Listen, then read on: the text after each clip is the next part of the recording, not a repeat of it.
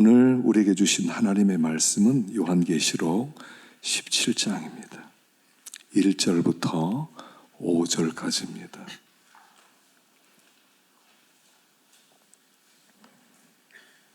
요한계시록 17장 1절부터 5절까지입니다. 함께 봉독하겠습니다. 또 일곱 대접을 가진 일곱 천사 중 하나가 와서 내게 말하여 이르되 이리로 오라. 많은 물 위에 앉은 큰 음녀가 받을 심판을 내게 보이리라. 땅의 임금들도 그와 더불어 음행하였고 땅에 사는 자들도 그 음행의 포도주에 취하였다 하고 곧 성령으로 나를 데리고 광야로 가니라. 내가 보니 여자가 붉은 빛 짐승을 탔는데 그 짐승의 몸에 하나님을 모독하는 이름들이 가득하고 일곱 머리와 열 뿔이 있으며 그 여자는 자줏빛과 붉은 빛 옷을 입고 금과 보석과 진주로 꾸미고 손에 금잔을 가졌는데 가증한 물건과 그의 음행에 더러운 것들이 가득하더라. 그의 이마에 이름이 기록되었으니 비밀이라. 큰 바벨론이라. 땅의 음녀들과 가증한 것들의 어미라 하였더라. 아멘. 잠깐 기도하겠습니다. 하나님 아버지 감사합니다. 지난 한 주일도 하나님께서 저희들과 함께 하시고 저희들 보호하시고 지켜주셨다가 오늘 거룩한 주일을 맞이하여 한 자리에 불러주신 은혜를 감사합니다. 주님, 이곳에 주님 찾아와 주시고 말씀을 듣게 하여 주시옵소서. 강팍한 마음들을 깨뜨려 주시고 오늘 겸손한 마음을 주시고 부드러운 마음을 주셔서 말씀에 은혜 받게 하시고 죄의 삶이 뿌리부터 변화되는 놀라운 역사를 허락해 주시옵소서. 예수님의 이름으로 기도하옵나이다. 아멘.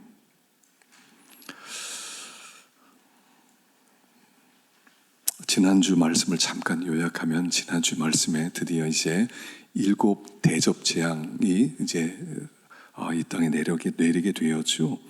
그래서 일곱 인재앙, 일곱 나팔재앙, 일곱 대접재앙이 이제 끝나는 게 17장까지의 말씀, 16장까지의 말씀입니다. 이 땅은 하나님이 이 땅에 심판을 이미 시작하셨어요.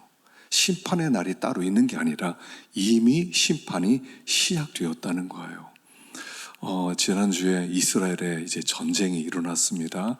이미 많은 사람이 죽었습니다. 그러니까 혹 어떤 사람은 드디어 곡과 마곡 전쟁이 시작되었다. 아마겟돈 전쟁이 시작되었다. 이방이 이스라엘을 공격하고 들어가기 때문에 이제 곧 3차 대전이 일어나고 곧 이제 주님이 재림하게 하실 것이라는 그런 설교하는 분도 제가 유튜브에서 좀 보았습니다만 그건 잘 몰라서 그런 소리예요. 이스라엘은 구약의 이스라엘과 신약의 이스라엘은 다른 나라예요. 신약의 이스라엘, 구약의 이스라엘은 하나님의 선민이었고요. 지금 이스라엘은 거기에 유대교 신자가 75%입니다. 그리고 이슬람 선교가 17%입니다. 기독교는 2%입니다. 나머지는 기타입니다. 거기에 기독교인 그럴 때는 동방정교회도 있고요. 가톨릭도 있어요. 그러니까 그 이스라엘은 하나님의 백성이다 이렇게 생각해서는 안 돼요. 근데 그렇게 생각하는 많은 분들이 있어요. 전쟁은 하나님이 이미 예고하셨어요. 이 땅에는 전쟁과 테러가 쉬지 않을 것이다. 그것이 심판 중에 한 가지다라고 말씀하셨어요. 그 전쟁이 이스라엘 전쟁이 빨리 끝나게 될지 또 오래 가게 될지 모르지만 하여간 이것은 무슨 곡과 마곡 전쟁, 아마겟돈 전쟁 이런 것은 아니라는 거예요. 그래서 성경을 세대주의라고 하는 잘못된 해석을 하는 사람들이 그런 식으로 해석하는데 그런데 현혹되면 결국 또 시한부 종말론에 빠지게 될 겁니다. 그러니까 지금 시대가 하도 어수선하니까 분명히 시한부 종말론이 나올 수 있는 토양이 지금 준비되어 있어요. 곳곳에서 이제 몇 월 며칠 계시를 받았는데 예수님 재림할 거다, 이런 소리를 여러분 들을 수 있습니다. 들을 때 결코 현혹되지 말라는 것입니다. 전쟁은 하나님의 심판 중에 하나라는 겁니다. 그런데 심판은 목적이 뭐냐면 하나님의 백성을 구원하는 거예요. 하나님을 대적하는 자를 심판하는 거예요. 그래서 하나님의 백성들, 우리를 두렵게 만들고 불안하게 만들고, 그래서 불안하게 만들어서 하나님을 섬겨라, 이런 것이 아니라 우리를 구원하기 위한 하나님의 심판이 임했기 때문에 이 재앙이 사실은 우리와 관계없어요. 그래서 지난 시간에 어떤 사람이 하나님의 심판을 받느냐 하는 이야기를 세 가지로 말씀을 드렸죠. 첫째는 우상 섬기는 사람이에요. 우상은 하나님보다 더 중요한 것, 더 귀한 것, 더 마음에 두는 것, 그게 우상이라고 그랬죠. 예수를 믿어도 예수님이 나에게 가장 중요한 분입니다, 하나님이 가장 중요한 분이다, 이렇게 생각하지 않고 하나님, 돈이 중요합니다, 세상의 명예가 중요합니다, 세상의 성공이 중요합니다, 이렇게 생각한다면 그 사람이 우상 숭배자하고 하나님이 심판에 임한다 그럴 때 막 두려워하고 불안하게 될 것이라는 것이에요. 그러나 하나님이 나의 가장 사랑하는 분입니다, 그런 사람은 세상에 무슨 일이 벌어져도 두려움 없어요. 불안함 없게 돼 있어요. 불안하다 하는 것은 무언가를 뺏길 것이 있는 사람이죠. 뭔가 손해볼 것이 있는 사람이 불안하죠.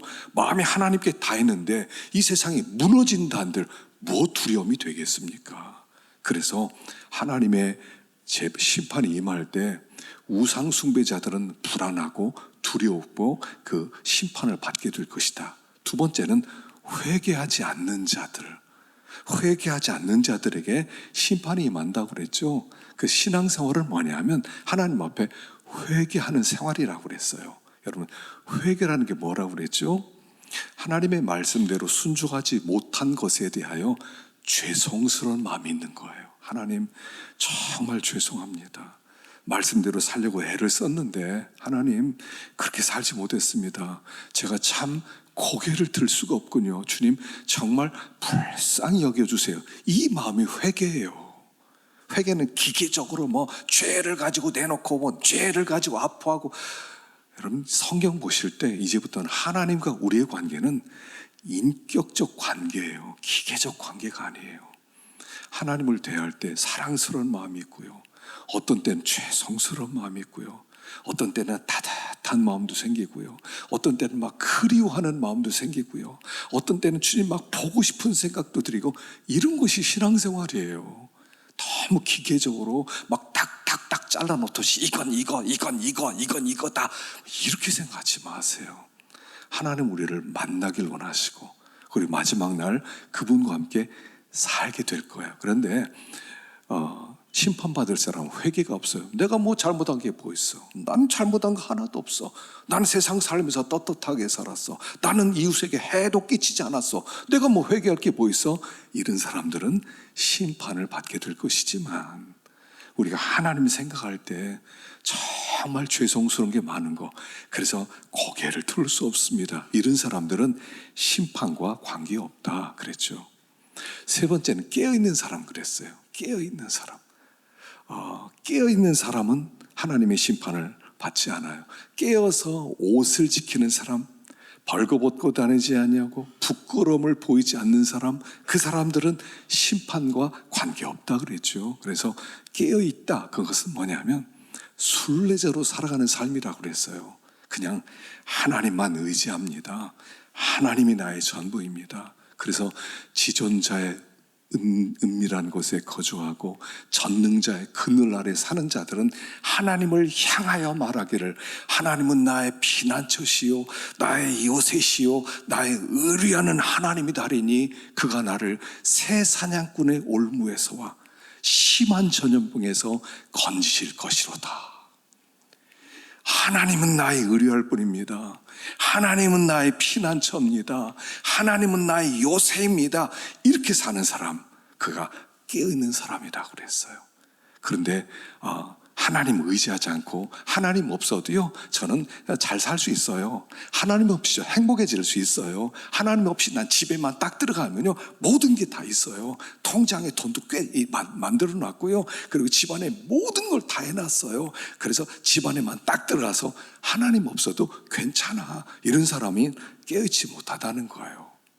마치 집 떠난 사람이 프랑스 파리나 이태리 무슨 베니스나 여행을 갔어요. 그런 나라는요 소매치가 그렇게 많대요. 그래서 가방을 뒤로 놓으면 안 되고 또 앞에다 놓고 붙들고 다녀야 된대요. 핸드폰 손으로 달고 다니면 날치기 다니니까 핸드폰도 꼭 넣고 다녀야 된대요. 근데 여행을 갔는데 소매치기를 당했어요. 여권도 없어졌고 돈도 없고 카드도 없고 아무것도 없어요. 어떻게 되겠습니까? 그거예요. 신앙생활은 아무것도 없습니다. 주님밖에 없습니다. 저 좀 붙들어 주십시오. 이게 깨어있는 사람이에요. 순례자예요. 우리는 천성을 향해 가는 사람들이에요. 하나님은 이 세상에서 잘 먹고 잘 살아라 이런 분이 아니세요. 이 세상은 망한다, 천성을 향해서 오너라, 우리를 그렇게 부르셨단 말이에요. 그래서 오늘도 우리는 순례길을 걸어가는, 철로역정을 걸어가는 하나님의 백성들이다 라고 말하는 거예요. 그리고 이제 17장 18장에서는 뭐를 얘기하냐면 이 세상이 망하는데 바벨론의 멸망에 대한 이야기가 17장 18장에 있어요. 그래서 17장에서는 바벨론의 멸망의 일반적인 진술, 18장에서 좀 더 자세한 진술이 여기 나와 있는 거예요. 그래서 드디어 세상은 멸망한다 하는 것을 보여주고 있습니다. 자, 여기에 보면 이제 그 바벨론의 멸망에 대해서 나와요.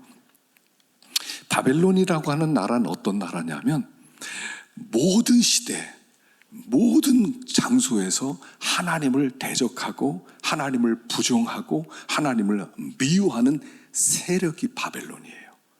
이것은 옛날 수천 년 전부터 지금 이 시대까지 항상 모든 시대, 모든 장소에서 하나님을 대적하는 바벨론들이 있었다는 거예요.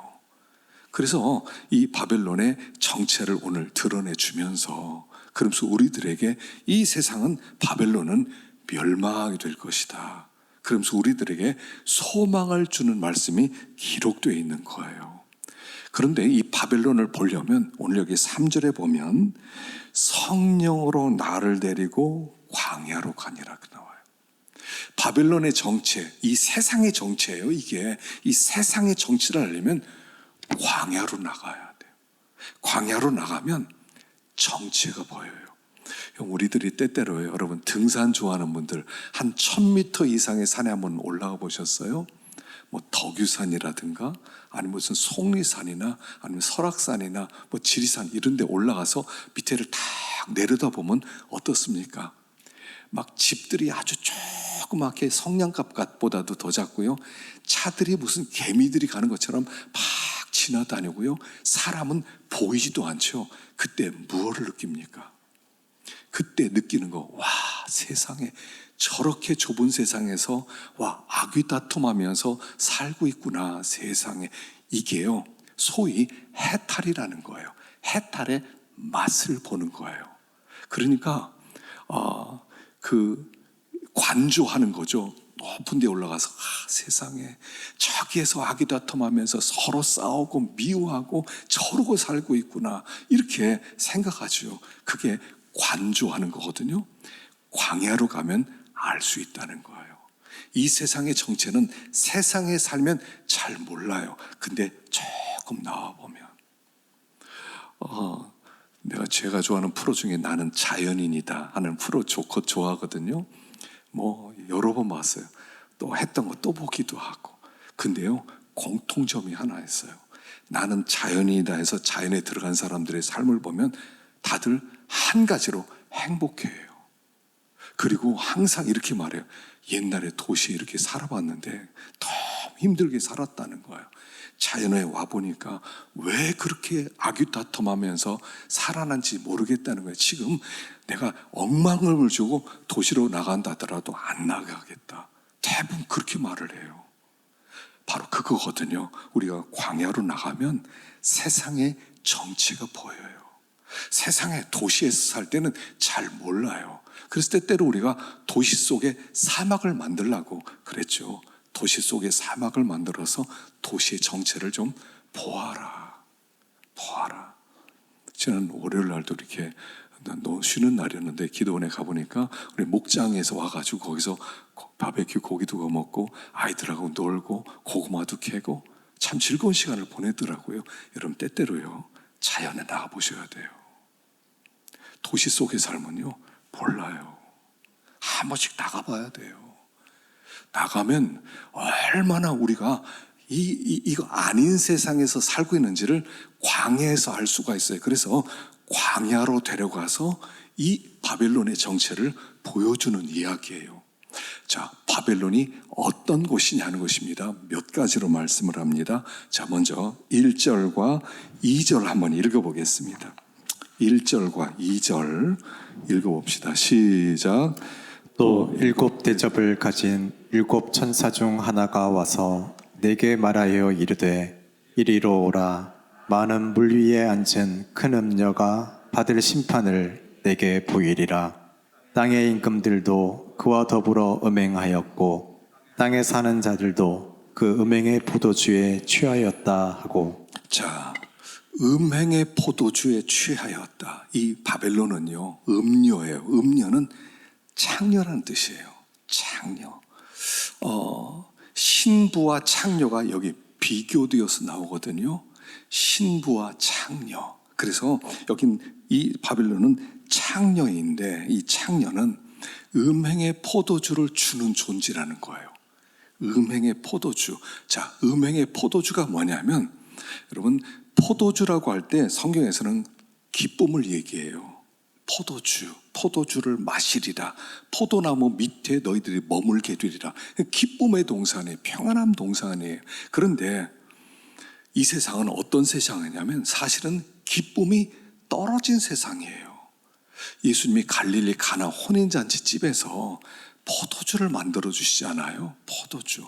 잔치집인데 포도주가 떨어졌어요. 그게 세상의 정체라는 거예요. 세상에 더 이상 즐거움이 없어요. 그래서 예수님이 오셔서 내가 기쁨 만들어 주마. 그리고 예수님께서 십자가에 죽으셨어요. 그 죽으심의 피가 포도주를 상징하는 거예요. 내가 포도주 만들어 주마. 내 죽음으로 말미암아. 그래서 예수님이 죽으심으로 말미암아 기쁨을 회복시켜 주시는 거예요. 그래서 신앙생활은 기쁨이 회복된다는 뜻이에요. 예수를 믿는 사람은 예수를 만나고 나서 세상의 소망, 세상의 기쁨이신 주님을 만나서 기뻐하는 사람들이에요. 근데 기쁨이 사라졌다? 뭔가 문제가 있는 것이죠. 그리고 기쁨이 떨어진 자에게 마귀는 기쁨의 대용품을 주는데 그걸 음행 이렇게 부르는 거예요. 그래서 음행의 포도주 이렇게 부르는 거예요.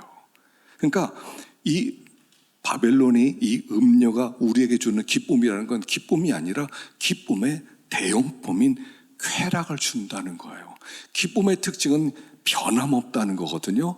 영원하다는 거거든요. 근데 쾌락은 잠깐 있다 사라지는 거예요. 그러니까 이 쾌락을 한번 맛보면 또 그 쾌락을 맛보기 위해서 거기에 중독이 되어지는 거예요. 세상의 모든 쾌락은 중독성이 있어요. 뭐 마약도 중독이 있지만요.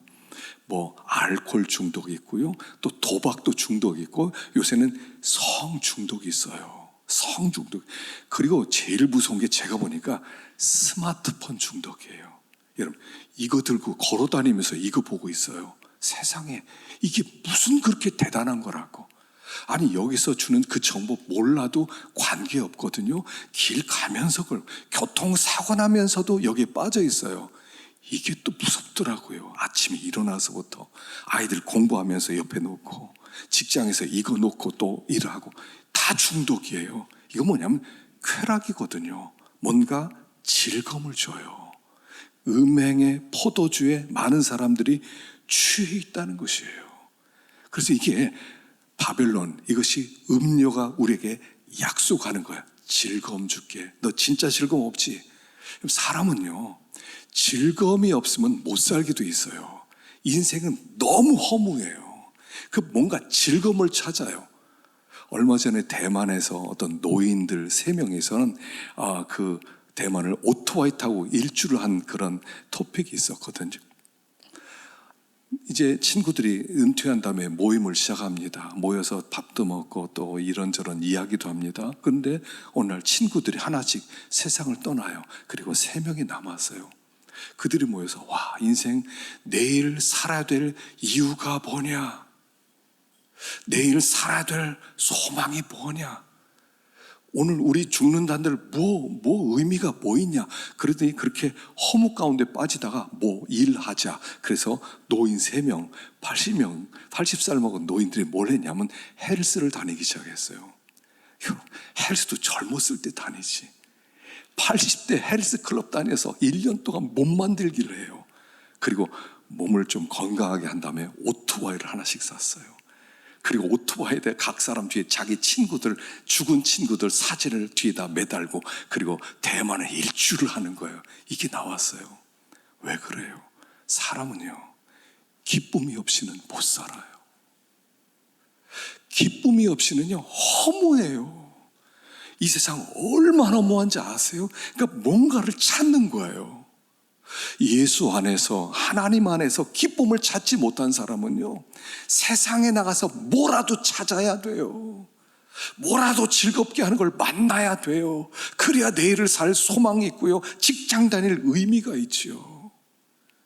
기쁨이 없는 세상 속에 음료가 내가 너희들 좋은 걸 약속하마. 여러분, 젊은 사람들 위해서 기도해 주세요. 클럽 간다고 그러죠. 여러분이 클럽은요, 나이 든 사람 못 들어가요. 한 35살 때 못 들어가게 해요. 젊은 남녀가 만나서 서로 눈 맞은 사람 부킹해가지고 밤마다 모텔 보내는 데가 클럽이에요. 여러분 아셨어요? 자녀들 밤에 나가는 거 조심하셔야 돼요. 어디 가서 뭐하고 들어오는지 몰라요. 정말 기도 많이 해야 돼요. 음행의 포도주에 취해진 시대, 그리고 거기를 또 찾아가는 거예요. 또 들어가는데 입장료가 또 있고 뭐 돈 내고 해야 되니까 돈 모아서 되면 또 클럽 또 가는 거예요. 이런 세상에 음행의 포도주에 취한 시대, 그런 존재가 바벨론이다 라고 얘기하는 거예요. 예수 안에서 기쁨을 찾지 못하면 예배의 기쁨, 여러분 기도의 기쁨, 지난 수요일날 전도를 나가니까 전도에 기쁨이 있더라고요. 전도하는데 좀 부담이 좀 됐는데요, 막상 나가보니까 부담스럽잖아요. 지나가는 사람들 보니까 얼굴이 다 무표정이에요. 불쌍하더라고요. 저 사람들은 왜 살지? 오늘 내가 만나는 사람 중에 자살할 사람은 없을까? 이런 생각이 들더라고요. 그래서 이번 수요일부터는 제가 본격적으로 사탕에다가 과자에다가 잔뜩 들고 나가려고 그래요. 우리 물수건 이게 그 휴지 티슈만 줬거든요. 좀 한 사람이라도 좀 살렸으면 좋겠다. 뭔가 즐거움이 없으면요, 인생 허무해요. 예수 믿는 것도 즐거움이 없으면 허무해요. 그래서 여기 음행의 포도주로 취하게 만드는 세상이다 라고 말씀하세요.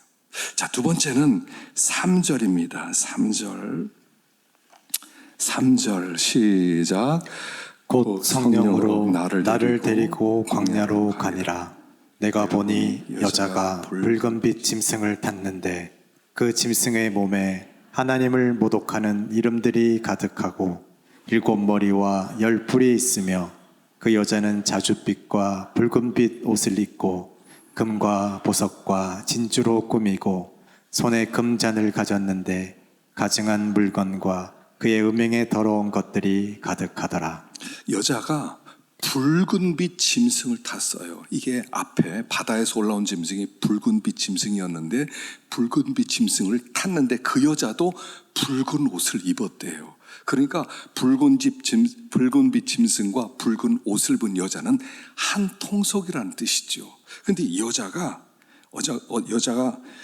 금과 보석과 진주로 꾸미고 손에 금잔을 가졌다. 자, 모습을 한번 생각해 보세요. 붉은 옷을 입었어요. 빨간색.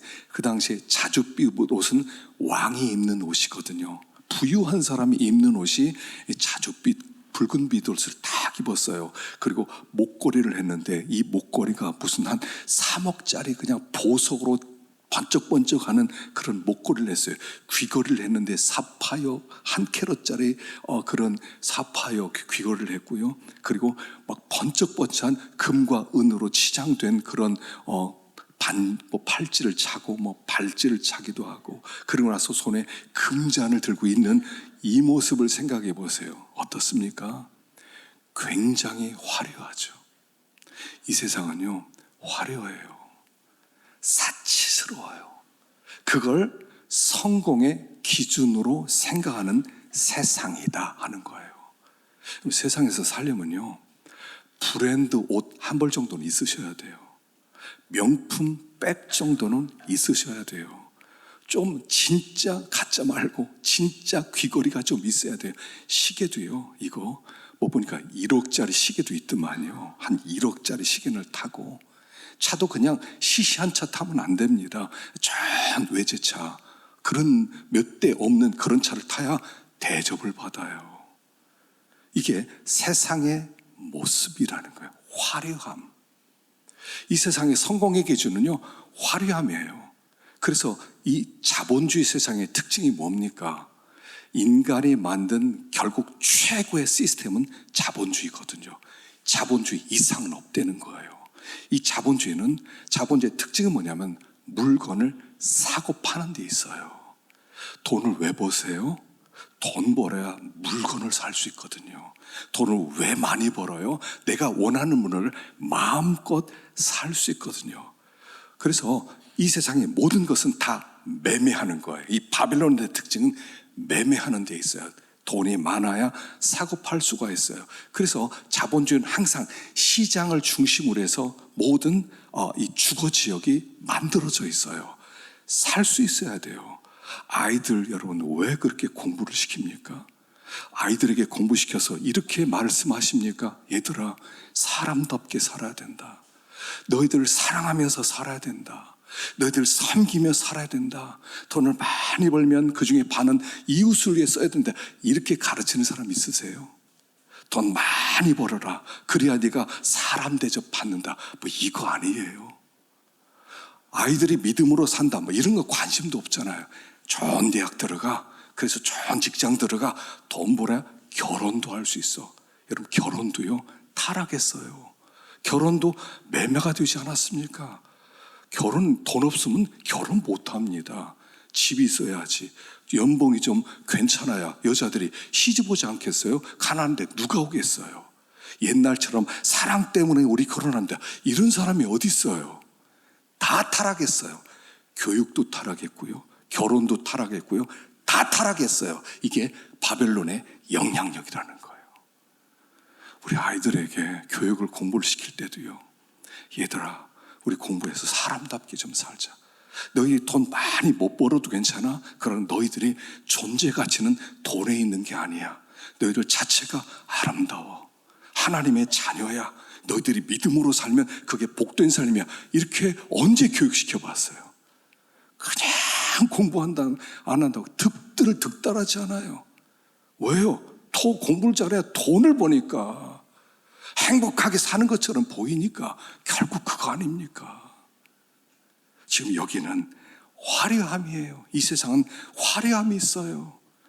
사람들 앞에 뭔가 나가려고 그러면 옷도 좀 괜찮아야 되고 신발도 좀 괜찮아야 돼요. 제가 유학을 마치고 이렇게 돌아오는데 제가 맡았던 청년부 학생들이 뭐 돈이 있겠어요. 막 돈을 모았나 봐요. 그리고 선물을 줬는데 뭘 주냐? 구두를 선물해 왔더라고요. 웬 구두야? 근데 구두가 페르가모. 페르가모 아세요?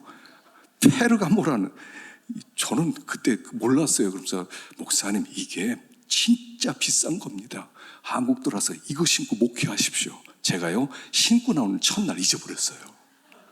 도둑놈이 고구마 싹까지 갔더라고. 신지도 못하고 없어졌어요. 아직까지도 아쉬워요. 근데 하나님이 그런 것 같아. 야, 복사가 무슨 페르가모냐? 무슨 페르가모냐? 그래, 하나님 당장 가져가신 것 같아요. 이 세상, 물론 여러분 브랜드 신발 정죄하는 게 아닙니다. 어떤 사람은요, 이렇게 바이어도 만나고 이러려면 차도 좀 괜찮은 차를 좀 타고 가야 되고요, 옷도 좀 깨끗하게 입고 가야 바이어를 또 만날 수 있지 않겠어요? 그런데 보이기 위해서, 나 돈 많아. 아간이요, 신할산 외투를 보고 눈이 뒤집혔다는 거 아닙니까? 그 당시에 신할산 외투는 모든 사람에 알려진 최고의 브랜드였거든요. 신할산 외투를 딱 입고 나가면 마치 수천만 원짜리 밍크 코트 입고 가는 것처럼 와, 모든 사람이 쳐다볼 수 있는 그런 유행의 옷이었거든요. 내가 저거 하나 좀 갖고 싶다 해서 그거 훔치다가 망한 거 아닙니까? 우리가 다 거기에 눈이 가 있다는 거예요. 물론 싼 옷보다 좀 좋은 옷이 좀 질도 좋고 좀 오래 가기도 하고 필요해요. 그러나 너무 사치스럽게 비싼 것을 통해서 나를 증명하고 자랑하려고 하면 그것은 바벨론의 종로로 타는 것이다 라고 말씀하는 거예요. 그래서 참 우리의 존재 자체가 돈에 있지 않고 물질에 있지 않다는 것을 우리가 알아야 된다 하는 것입니다. 자, 세 번째는 9절인데요. 9절 보겠습니다. 9절 시작. 지혜 있는 뜻이 여기 있으니 그 일곱 머리는 여자가 앉은 일곱 산이요 또 일곱 왕이라. 다섯은 망하였고 하나는 있고 다른 하나는 아직 이르지 아니하였으나 이르면 반드시 잠시 동안 무르르리라. 전에 있었다가 지금 없어진 짐승은 여덟째 왕이니 일곱 중에 속한 자라. 그가 멸망으로 들어가리라. 자, 여기 머리가 일곱인데 그 일곱을 일곱 산이라고 그래요. 그래서 그 당시 사람들이 일곱 산 그러면 로마를 얘기해요. 왜냐하면 로마는 일곱 개 언덕으로 이루어진 나라거든요. 그러니까 그 당시에 이 로마가 바벨론이었다는 거예요. 그러니까 지금도 로마의 역할을 하는 존재가 있다는 것이지 로마 자체만 그런 붉은 용 음료다 이렇게 말할 수가 없는 것이에요. 모든 시대든 이런 강력한 힘을, 머리가 7개니까 얼마나 머리가 좋겠습니까? 얼마나 힘이 있겠습니까? 뿔이 10개예요. 그러니까 강력한 힘을 가진 존재다 이런 거란 말입니다. 그런데 여기 보니까 다섯은 망하였고 그래요. 10절에 일곱 왕이라 다섯은 망하였고 하나는 있고 하나는 아직 이르지 않았다. 그러나 곧 이를 것이다. 이렇게 얘기해요. 자, 머리가 7개예요. 근데 5개는 망했어요. 5개는 죽었어요. 머리가 2개 남았는데 2개 중에 하나도 아직은 오지 않았어요. 지금 하나밖에 없다는 얘기예요. 자, 머리가 7개인데 하나밖에 안 남았어요. 이게 무슨 뜻입니까? 힘이 없다는 뜻이에요. 마귀가 막 힘이 있는 것처럼 7머리 10뿔을 가진 권세자인 것 같지만 5은 망했어요. 그리고 나서 이제 하나밖에 안 남았어요. 힘이 있는 것처럼 보이지만 힘이 없다는 거예요. 그러니까 예수님이 십자가에서 죽으시고 부활하시고 죽으심으로 말미암아 마귀의 머리를 깨뜨리는데 5개를 그냥 한꺼번에 묵사발 시켜버렸다는 거예요. 이제 하나 남았다는 거예요. 무슨 뜻이냐면 경기로 말하면 여러분 매치 포인트라고 그러죠. 매치 포인트. 그러니까 막 게임을 한참 합니다. 한 막 3시간 동안 했습니다. 이제 한 점 남았습니다. 한 점만 따면 이깁니다. 그걸 매치 포인트라고 그래요. 지금 이 세상은 매치 포인트라는 거예요. 마귀가 역사하고 사람들을 미혹시키고 사람들을 사치스러운 것에 화려한 것에 눈이 돌아가게 만들고 그리고 핍박을 하고 죽이지만 매치 포인트라는 거예요. 힘이 없다는 거예요. 이제 다 끝났다는 얘기예요. 너희들 마귀는 다 끝났다. 그러니까 성도들에게 힘내라 이런 얘기하는 거예요. 세상 사람들이 모든 행복을 가지는 것처럼 보이고 모든 권리를 가지는 것처럼 보이고 성도들은 너무 가난하고 아무것도 없는 것처럼 실패한 인생을 살아가는 것처럼 보이지만 그게 아니라는 거예요. 지금 매치 포인트 하나 남았다는 거예요. 그러니까 힘내라. 다 왔다. 게임으로 치면 40.19 마라톤에서 이제는 42km 뛰고 이제 195m만 남은 상태와 똑같다는 거예요. 힘내라는 거예요. 세상은 잠깐 있다 사라지고 망할 것이다. 여러분, 세상이 망할 것처럼 보이세요? 망할 것처럼 보이지 않아요. 그러나 멸망하기 직전까지는 망하지 않을 것처럼 보여요. 이스라엘에 지금 하마스가 막 폭탄이 수만 개가 떨어졌다고 하지 않습니까? 그날 폭탄 떨어질 때까지 사람들은 아무 일이 없구나 하고 잠도 잘 자고 그 전날 친구들하고 이렇게 회식도 하고 잘 먹었다는 얘기예요. 그리고 한잠 자고 있는데 폭탄이 막 떨어지기 시작하더라는 거예요. 수만 발이 떨어져서 거기 13,000명 이상이 죽었다고 하지 않습니까? 엄청나게 죽었어요. 죽기 전까지는요 편안해요. 이 세상이 전혀 망할 것 같지 않아요. 근데 딱 폭탄 떨어지면 끝이구나예요. 끝이구나. 하나 남았다. 매치 포인트다. 조금만 참아라. 잠깐 있다 사라진다. 우리에게 격려하는 말씀이면서 그 다음에 이렇게 하면 이긴다 라고 하세요. 자, 14절 시작. 그들이 어린 양과 더불어 싸우려니와 어린 양은 만주의 주시요 만왕의 왕이심으로 그들을 이기실 터이요 또 그와 함께 있는 자들 곧 부르심을 받고 택하심을 받은 진실한 자들도 이기리로다. 자, 어린 양과 더불어 싸우는데 어린 양은 만주의 주요 만왕의 왕이심으로 그들을 반드시 이기고 그와 함께 있는 자들 부르심을 받고 택하심을 받은 진실한 자들은 이기리로다. 자, 주님과 함께 있으면 이긴다는 겁니다. 주님과 동행하면 반드시 이긴답니다. 그런데 주님과 함께 있는 사람은 어떤 사람이냐면 진실한 자들이래요. 진실한 자들. 자, 진실한 자들이 이 바벨론을 이긴다는 겁니다. 이 마귀를 이긴다는 겁니다. 유혹을 이긴다는 겁니다. 진실이 무엇입니까? 자, 마지막으로 마태복음 25장 15절. 마태복음 25장 15절 읽어보겠습니다. 시작. 각각 그 재능대로 한 사람에게는 금 5달란트를 한 사람에게는 2달란트를 한 사람에게는 1달란트를 주고 떠났더니 하나님이 각자에게요. 너 금 5달란트 받아. 넌 금 2달란트 받아. 너 금 1달란트 받아. 그리고 장사에 내가 돌아올 때까지 장사 잘해야 된다. 그리고 떠나셨다는 거예요. 아니, 좀 불공평하지 않아요? 누구는 5달란트의 은사, 달란트란 은사잖아요. 탤런트잖아요. 은사예요. 5달란트니까 은사가 얼마나 많아요. 2달란트니까 은사가 적어요. 근데 어떤 1달란트 받은 사람 은사가 별로 없어요. 탤런트가 어떤 사람 많고 어떤 사람 적어요. 불공평하지 않아요? 세상이 그래요. 하나님 이 세상 다 5달란트 주지 않았어요. 누군 머리 좋은 사람, 머리 나쁜 사람, 어떤 사람 보통인 사람 다 다양하게 주셨어요. 그리고 장사해라 이렇게 말씀하셨거든요. 그러면 우리가 이걸 인정하면 돼요. 내가 나를 생각해 보니까 내가 막 은사가 많아요. 머리도 너무 잘 돌아가요. 뭐 공부도 굉장히 잘해요. 뭐 생각이 팽팽 돌아가요. 5달란트 받은 사람이겠죠. 이 사람은 이렇게 머리도 좀 나빠요. 열심히 노력하는데 노력한 만큼 열매가 잘 안 맺혀져요. 그러면 한 2달란트나 1달란트겠죠. 고등학교 때 제 친구 중에 하나 제 잊혀지지 않은 친구가 있어요. 머리가 참 나빠요. 제가 선생님 수첩을 보니까 IQ가 80으로 나왔더라고요.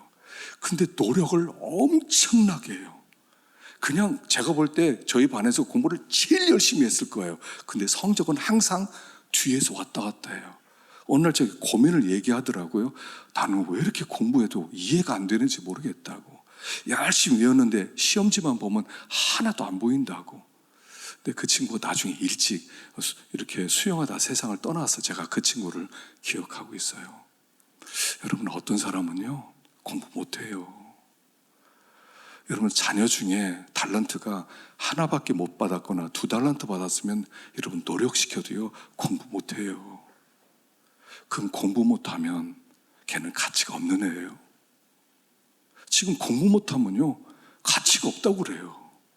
공부 이래요. 미시간의 한 교수가 발표했는데요. 노력이 성공에 미치는 그런 가능성에 대해서 연구를 하나 했거든요. 근데 그 중에 미술을 공부하는 사람들은요, 열심히 노력하면 성공할 가능성이, 노력이 주는 영향력이 28% 정도래요. 음악하는 사람들은 열심히 노력하면 성공할 가능성이 21%래요. 근데 공부는, 죄송한 얘기지만, 공부 못하는 이렇게 머리가 별로 안 좋아요. 근데 아무리 노력해도 성공할 가능성은 4%밖에 없대요. 이 미시간 교수가 발표한 거예요. 논문 80개를 요약해서 만든 거예요. 다시 말하면 탤런트가 하나인 사람은 공부를 못할 수밖에 없다는 거예요. 여러분, 학교에서 공부 잘하는 사람 몇 명 안 돼요. 여러분, 자녀가 공부 못하는 것 때문에 너무 속상해하지 마세요. 부모가 공부 못하면 자녀도 공부 못하게 돼 있어요. 자기는 엄청 못했으면서 마치 노력 안에서 공부 못한 것처럼, 아니세요. 여러분 노력 많이 하셨잖아요. 근데 안 되는 거예요. 자녀 똑같아요. 애들 얼마나 답답해하는 줄 아세요? 내 아이가 노력 안 해서 공부를 못해, 이 자식들하고 방에 가둬서 그냥 문을 잠궈 보세요. 하나, 공부 잘하는 애들은요, 몇 번만 읽으면 그거 다 외워버려요. 그냥 그런 애들은 또 공부가 쉽다고 또 더 열심히 하네. 아니, 못한 사람 어떡하라는 얘기 좀 안 해줘야 되는데.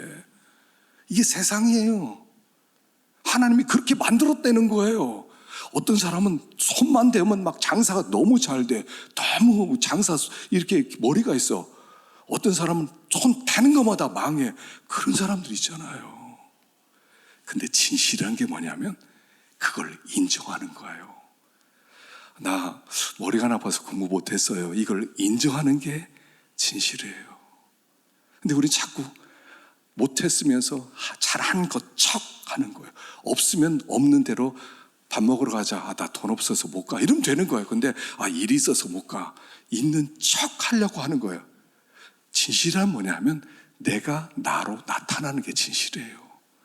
하나님이 어떤 사람은 장미꽃으로 만들었고, 어떤 사람은 찔레꽃으로 만들었고, 어떤 사람은 호박꽃으로 만들었고. 호박꽃은 안 예쁘잖아요. 근데 호박꽃을 인정하면 되는 거예요. 나 호박꽃이에요. 근데 호박꽃에는 더 놀라운 열매들이 맺지 않습니까? 장미꽃은 너무 향기가 좋지만 열매는 없지 않습니까? 가시도 있지 않습니까? 내가 나로 인정하는 게 진실이라는 거예요. 나는 호박꽃입니다. 나는 이거밖에 안 됩니다. 그걸 인정하는 거예요. 어떤 사람은 돈을 많이 벌어서 연봉이 1억이 넘는 사람도 있고, 어떤 사람은 돈을 잘 못 벌어서 연봉이 300도 안 되고 200밖에 안 되는 사람이 있고, 그럼 연봉이 200밖에 안 됩니다. 그러면 가치가 떨어지는 거예요. 예전에 어떤 다큐멘터리가 있었는데요. 부산에 있는 사람이에요. 젊었을 때 기계 공장에서 일하다가 손이 끼어 들어가는 바람에 손가락 2개 남기고 다 없어져 버렸어요. 이 사람이 할 일이 없으니까 신문을 돌려요. 손이 없는, 손가락 2개밖에 없는 걸 신문을 끼고요, 왼손으로 돌리는데요, 귀신같이 던져요. 그래서 받는 월급이 90만 원이에요. 그리고 이 사람이 집을 가보니까 집에 책이 빽빽하게 동서양 고금의 명저들이 한 5천 권이 있는 거예요. 어떻게 이렇게 하느냐 그러니까 자기가 못 배운 한이 있어서 90만 원의 돈을 받으면 20만 원은 무조건 책을 산대요. 그리고 20만 원은 이웃을 돕는데요. 50만 원으로 생활한대요. 여러분, 멋있지 않아요? 이게 멋있는 거예요. 이게 멋지고 진실한 삶이에요. 나는 90만 원밖에 못 벌어요. 그러니까 나는 고개를 숙이고 다니고 나는 가치 없어요가 아니라 90만 원 가지고 나는 이웃을 돕고 그리고 나를 더 살찌게 하고 있어요. 이게 진실이에요. 이 사람이 바벨론을 이기는 거예요. 자꾸 있는 척, 더 있는 척, 더 있는 척. 얼마나 있어야 있게 될 수 있습니까?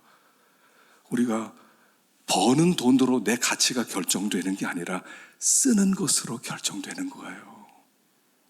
나보다 더 없는 사람을 생각할 수 있다는 거 얼마나 진실한 겁니까? 내가 도울 수 있는 그것밖에 없어요. 얼마나 아름다워요. 얼마나 높은 곳을 다닙니까? 하나님 우리에게 바벨론 같은 세상에서 진실함은 이겨. 화려하게 살려고 하지 마. 사치한 게 승리가 아니야. 브랜드 가방을 들고 옷을 입었다고 네가 성공하고 너의 가치가 올라가고 하나님께 인정받는 게 아니야. 진실하면 돼요. 그냥 내가 나로 살면 되는 거예요. 다만큼. 그 이상 분수를 생각하지 마. 그 이상 뭔가 난 할 수 있어. 난 그 이상 뭔가 난 얻을 거야. 그러지 말고요. 지금 이 자리에서 감사합니다. 그 자리에서 하나님께 영광 돌릴 수 있는 그 거룩한 길을 찾아가는 사람이 바벨론을 이긴다라고 말씀하는 것입니다. 우리 교회가 이런 교회 되기 원하고요. 우리 교회 모든 성도가 이렇게 될 수 있기를 간절히 축원합니다. 기도하겠습니다.